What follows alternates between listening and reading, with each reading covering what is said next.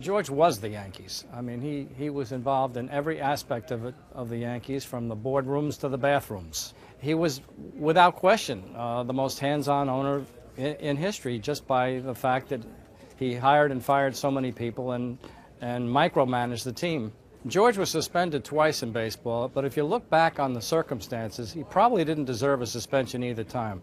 The Watergate suspension, he was suspended by Bowie Kuhn a year after he bought the team in 1974, after having been indicted in the Watergate scandal for giving illegal campaign contributions to President Nixon. But as George pointed out at the time, when that happened, he didn't own the Yankees. It happened in 1972, but Bowie Kuhn, the commissioner of baseball, nevertheless felt that because of the crime that he was convicted of, actually, was part and parcel to something that he could have gone to jail for had they decided to impose that penalty on him, and therefore he had to be suspended from baseball. You can make the case that that he was suspended for something that he did when he wasn't involved in baseball yet. And his second suspension by Fay Vincent in the late 80s was because he gave $40,000 to Howie Spira, a kid who worked for the Winfield Foundation, who was an admitted gambler,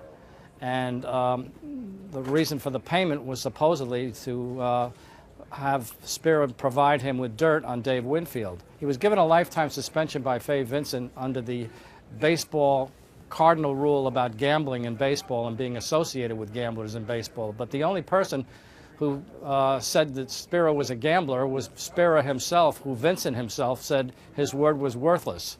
Nevertheless, Vincent used that as the reason for giving George a lifetime ban. It lasted 3 years because Vincent himself got into trouble with the owners, and all of a sudden all the other owners looked around and they saw what Vincent had done to George, and they said to themselves, "There, but for the grace of God, go us." And therefore they turned their sights on Vincent, and at the same time George was allowed back into baseball. He was so many different things. He was a genius, he was a lunatic, he was a bully, he was a tyrant, and he was a great benefactor to a lot of people who we'll never know about. He was all of those things.